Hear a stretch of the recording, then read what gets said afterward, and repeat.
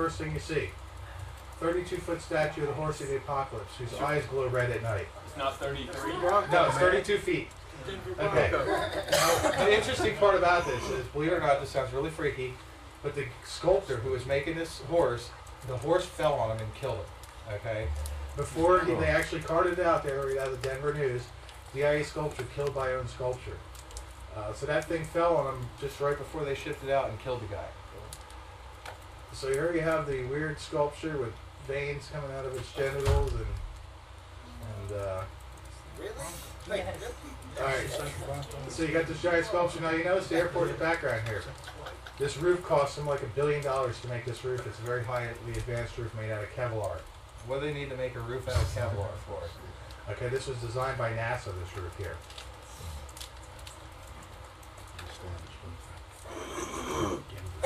Now we're going to get into the murals. Alright. So you go into the airport. Is this the kind of thing you want to see before you get on an airplane? Okay, you got a Russian soldier with an AK-47 stabbing a double piece. You've got an exodus of people, a lady carrying a dead baby, children sick and dying.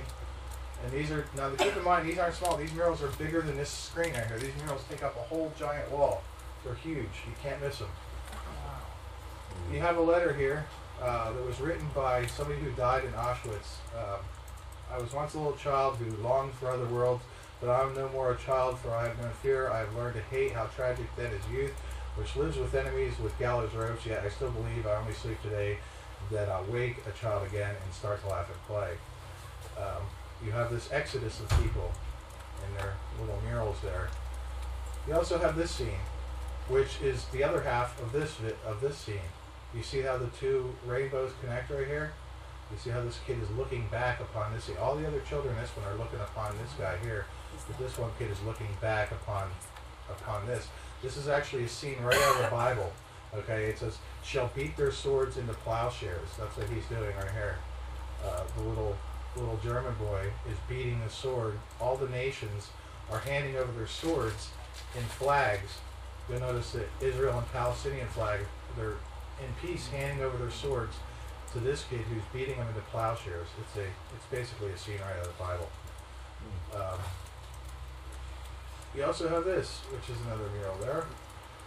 So in this mural you have a dead black woman, a dead Indian woman, and a dead Christian Jewish woman. Okay? You have what about Christian Jewish woman? Well, Judeo-Christian, I should say. You know, she's got the cross, the little Star of David, her locket's broken. You also have the dead Indian and the dead black girl in the casket. You also have this Hispanic girl with the Mayan calendar in her hand.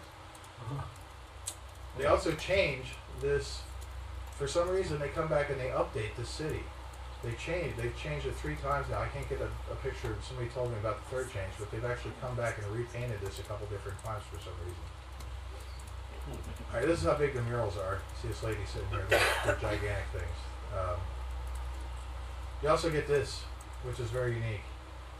Wow. You get this thing in the air, and also this horned creature that's reseeding life. The corn, the dove, and the little baby. And it's an ark. Yeah. There's and these are the Colorado mountains in the background. Wow. So you've got that going on. Come on. There we go. Alright, you've also got a mural of the Great Deluge. And you've also got this mural, which I haven't exactly determined whether this is water or rock or not, but I do notice that these look like treetops below the water surface as they get smaller and smaller as it goes up. I just included that in there because they're just unique looking. But you've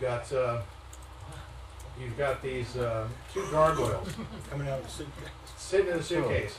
Now, what's interesting about these, I don't have a high enough resolution on this, but right here it says Samsonite. We're all familiar with the name Samsonite, right? Oh. Well, Samsonite is also an anagram for Mason's site. Yeah. Okay? So, you have that. What was the guy's image of the man in the mural before this one? Let's see here. I'm sorry, this is the Denver airport? Yeah, the Denver New World Airport. That's like something out of Ghostbusters or something. It's insane. I'm serious. This guy here, he's looking down over this promised land. Is that reflection? Well, it looks like he's looking down with his arms out, like it's sanctity. You have mines here. I haven't exactly determined what this means yet. Like, I don't want to get into my own conjecture. I think he's been chipped. like I said, I'm going to try and stick with facts throughout all this. So I'll leave that up to your own determination on what that means. But this is where it gets interesting. If you look through the Denver airport through the air, this is what you see. That's what you don't see. Okay, it's a swastika from the air. Yeah. And also, if you look here, what is this down here? This is the cargo detail, and this is an actual thing from their cargo detail. It's a phallus and testicles. Okay, this is called Pena Boulevard. This is called Union Street, Shady Grove Street. These guys ain't screwing around. This is called Jackson Gap Road. This is called Pena Boneyard. Okay? This is actual stuff that these guys are putting here. It's right here. And it's, this is from Northwest Airlines, their cargo detail. Wait. Oh, go ahead.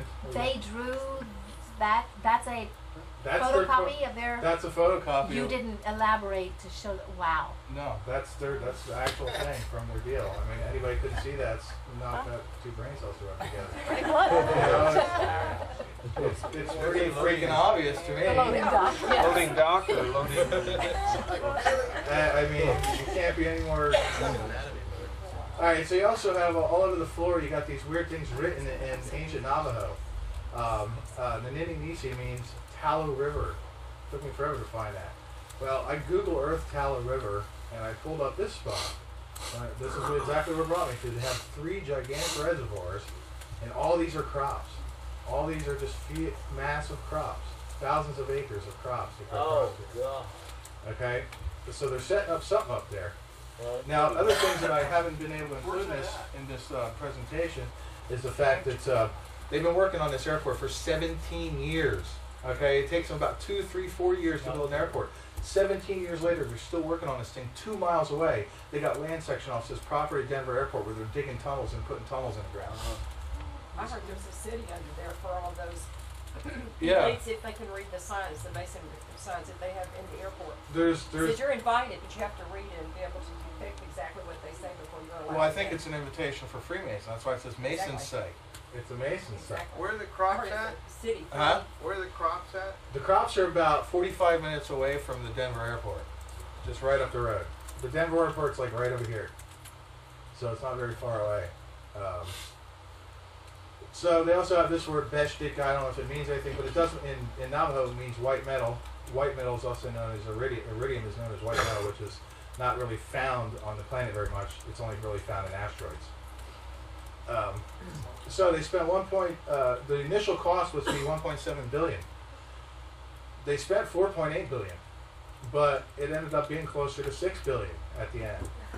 It's the largest international airport on U.S. soil. It's twice as big as Dallas. It's built in a high wind area. Stapleton Airport hadn't been. Everybody was very happy with Stapleton Airport, and they have to shut down this Denver New World Airport all the time because of the high winds. They've also moved around 110 million cubic yards of dirt, which is about a third of the amount it took them to dig the Panama Canal. What do you have to move all that dirt for? To build runways, okay? Fiber optic communication core. They also have a fueling system that can pump 1,000 gallons of fuel per minute. What do you need a fueling system that can pump that much fuel for? How are you going to have that much 1,000 fuel gallons available a anyway? minute. Yeah, exactly. So what it looks like to me is that when this event goes down, all the elites are going to go fly into their little fortress here and leave us all behind. Exactly. Okay, these are just some facts that I already went over with you, but I kind of highlighted them there. So that was the Denver airport, which is freaky enough in itself. That's pretty much a whole conspiracy all in itself. So Google's launched. I've been very familiar with the internet. I've been on the net since really it first came out. Since Al Gore invented it, I've been on it.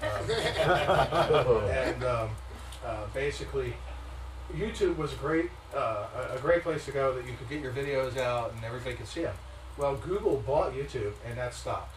That they started subversion and keeping people's stuff down. And I pretty much stopped within a couple months of Google buying YouTube. How long would that happen? Just a couple? That happened back, let's see here. It's down here a little further on the exact date, but it's, I think it was 2 years ago.